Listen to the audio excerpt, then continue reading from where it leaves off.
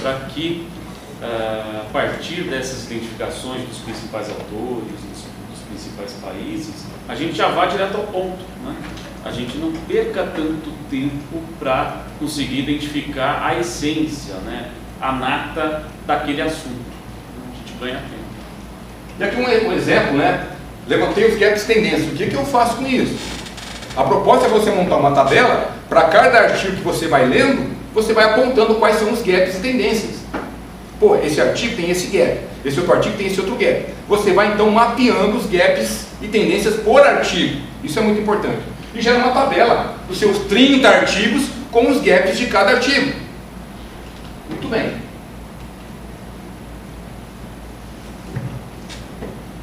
Aqui alguns exemplos, né, desses gaps sendo identificados de maneira explícita ou implícita.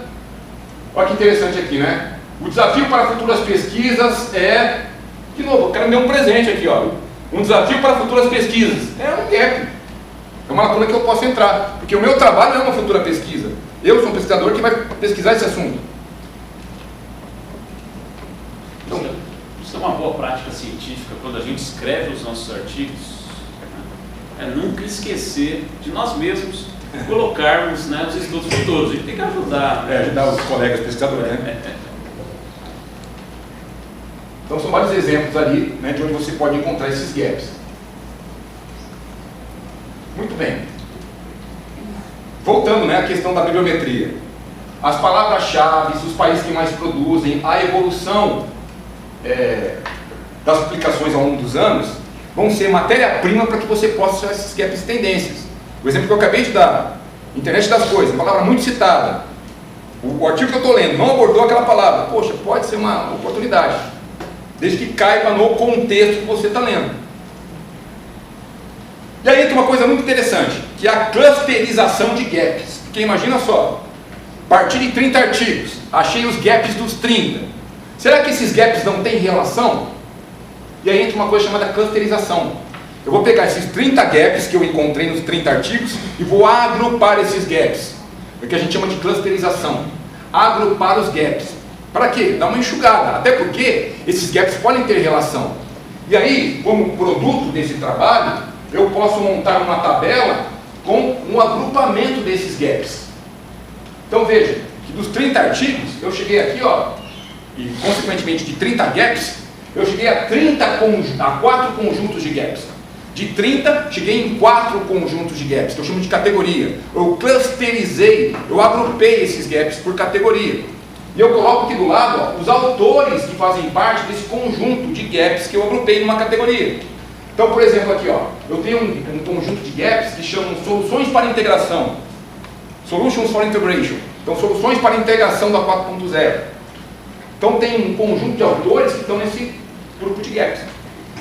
Isso tem uma coisa importante também na hora de vocês fazerem os gaps, que é buscar tornar esses gaps o mais genérico possível.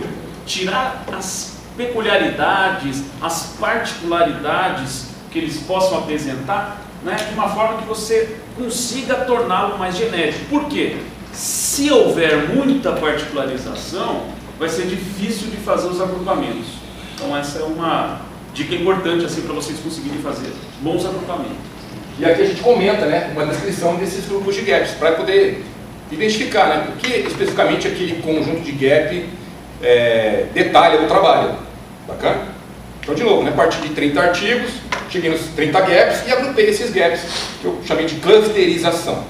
Então, o nosso grupo de pesquisa tem trabalhado muito com esse tipo de clusterização, tem sido muito, muito legal. Que aí, a partir dessa tabela, você faz os seus comentários, analisa quem são os autores que trabalham com esse tipo de gap. E, se for o caso, você até abre aqui, né, na hora que você comenta sobre os gaps, vai comentando sobre os autores, o que eles têm falado sobre aquele gap especificamente. Ou que eles não têm falado, né, no caso, sobre esses gaps. Isso é outra fonte de publicação também, né? Então, assim, a gente passou a bibliometria, que é uma forma de vocês sistematizarem, publicar, justificar a pesquisa de vocês, e o mapa dos gaps também. A gente produz muitos artigos só fazendo isso, pegando os artigos, fazendo uma revisão deles, agrupando os gaps e publica. Ou também vocês podem usar os dois mecanismos no mesmo artigo. Olha que interessante, o que aquela tabela gerou? gerei aqui um gráfico que a gente chama de timeline, na verdade uma figura. O que é esse timeline? Esse timeline eu coloquei ao longo do tempo, ao longo dos anos, de 2004 a 2015, como esses conjuntos de gaps, essas clusterizações apareceram em relação a diversos autores. Então, por exemplo, aqui, ó, IMS and Sustainability, que é um grupo de gap, né? Olha que interessante. Teve um autor em 95, em 2004, 2008, depois só em 2015 um outro autor foi falar, foi deixar um gap em relação a esse assunto. Só em 2015 eu percebi um gap em relação a esse assunto. Então, muito bacana que você vê uma linha temporal e observa como os gaps estão distribuídos ao longo dos anos. E esses gaps, lembrando, né, são tendências para futuras pesquisas. E uma coisa que a gente tem feito também, não está aqui nesse chart, eu posso ligar qual autor citou qual, nessa mesma tabela, nessa mesma figura, para saber quem foi o autor que embasou o outro. Isso é um trabalho manual, existe um software. Isso aí, você monta manual, a partir dos dados gerados, né, lá no Scopus ou no VLCD, fazendo um trabalho de depuração dos dados. Mas aí, veja, estou trabalhando no Excel, trabalhando no Word, né, dando uma sofisticada nesses dados. Muito bom.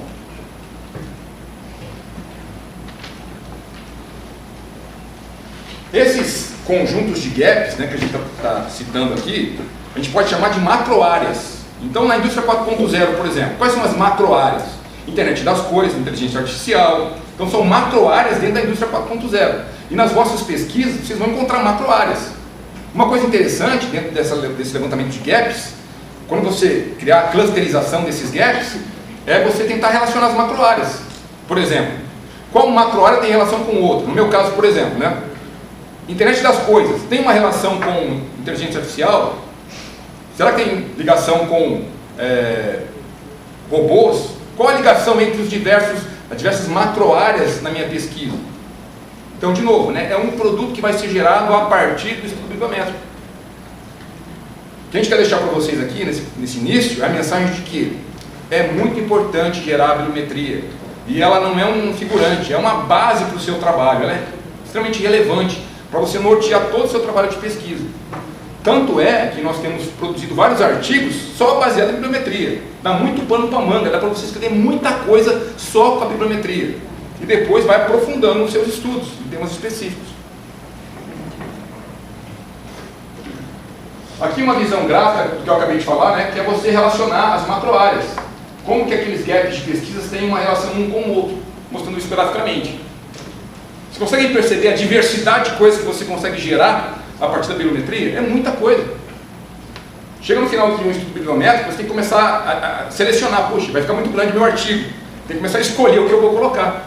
Eu estava esses dias com o Marcos Contábil, tinha tanta coisa para colocar no artigo que não ia caber. O limite da revista era 18 páginas, ia dar quase 30, só de figuras diversas que a gente gerou.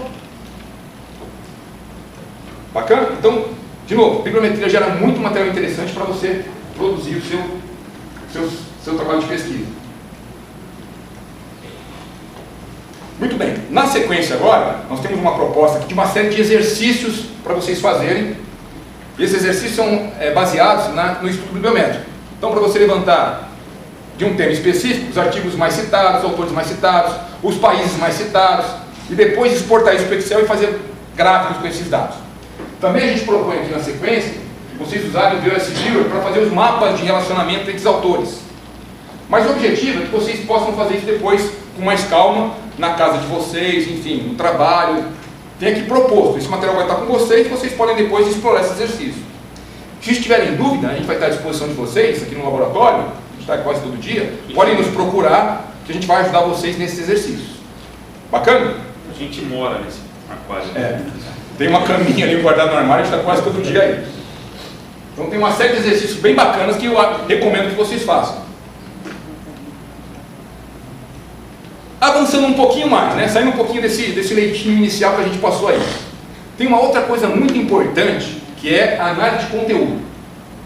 E quando eu falo de análise de conteúdo, eu estou falando o seguinte: eu vou analisar o conteúdo dos meus trabalhos, mas não de todos, daqueles que eu selecionei a partir da bibliometria. Olha só, a bibliometria está norteando todo o meu trabalho. Cheguei num ponto que eu vou fazer análise de conteúdo.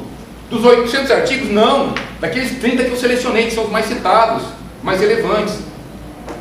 Tem um bom H-index, daqueles que os países estão indicando que são os países que mais produzem. Então, enfim, eu norteei meu trabalho e agora eu vou fazer análise de conteúdo. E o que é uma análise de conteúdo que vocês vão fazer nos seus trabalhos?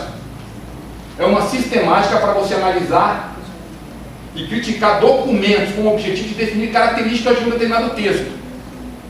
Olha só que interessante.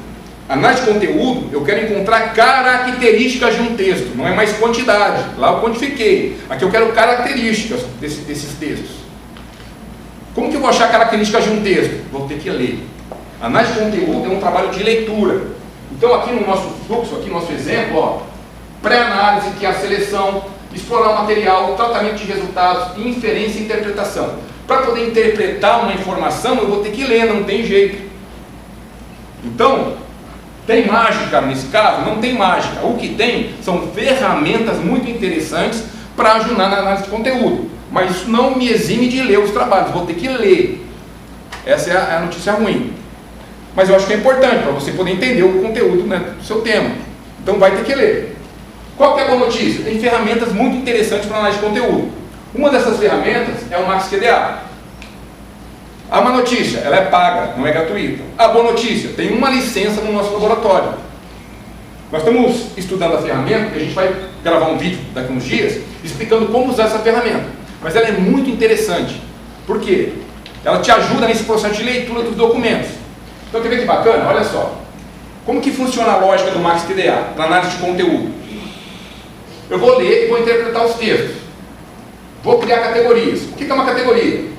Vamos voltar no meu exemplo, indústria 4.0. Categorias, internet das coisas, inteligência artificial, robôs, realidade aumentada, são categorias do meu tema. Então eu vou criar categorias. Onde eu faço isso? No software, crio categorias. Depois, o que eu faço? Vou codificar o meu texto. Como? Aí eu vou ter que ler. Vou lendo o meu texto, poxa, essa parte do texto aqui, ó, encaixa em robôs. Então aqui tem uma categoria robôs. Então vou lendo o texto e vou marcando no texto onde estão as categorias. No final da minha leitura, o que eu vou ter? Tudo categorizado. Num documento, outro documento, outro documento. E depois eu posso resgatar as categorias. Aonde foi que eu li sobre robôs? Ele põe na tela todos os documentos e as partes do texto onde se falou de robô. Entenderam a lógica do negócio? Muito bem, olha que bacana aqui, ó. Avançando um pouquinho mais. Aqui é a tela do MaxQDA, onde eu vou acessar a ferramenta, é muito simples. Eu vou importar os meus PDFs. Lembra que eu falei dos PDFs que eu gerei lá no Scopus? Eu posso importar no MaxQDA esses PDFs. Uma vez que eles estiverem dentro do MaxQDA, eu posso ler esse documento direto no MaxQDA. Eu vou lendo e vou comentando as categorias. Aqui, ó, vamos lá. Eu vou comentando as categorias. Por quê? Eu vou estar vendo os papers aqui. E vou grifando as categorias. Que ele chama de texto codificado. E eu vou dando cores para cada categoria, vou colocando comentários. Uma coisa muito chata é você estar lendo o seu texto e ficar anotando com lápis, não com caneta, ou usar post-it, né? Usei muito post-it, vai post-it e tal, monta uma pastinha. Aqui não, você anota digitalmente os comentários. E vai criando uma lógica desses comentários. Muito bem. Então, comentários, texto codificado. Aqui você consegue ver todas as categorias. Quando você clicar numa categoria aqui, ó, ele já abre todos os documentos que falam daquela categoria. Bacana ou não? Muito prático. E aqui, ó, ele gera para você cartões, onde para cada documento ele lista quais são as categorias que ele identificou. Na verdade, você identificou. E você clicando nesse cartãozinho, ele vai direto para o texto, onde fala daquela categoria.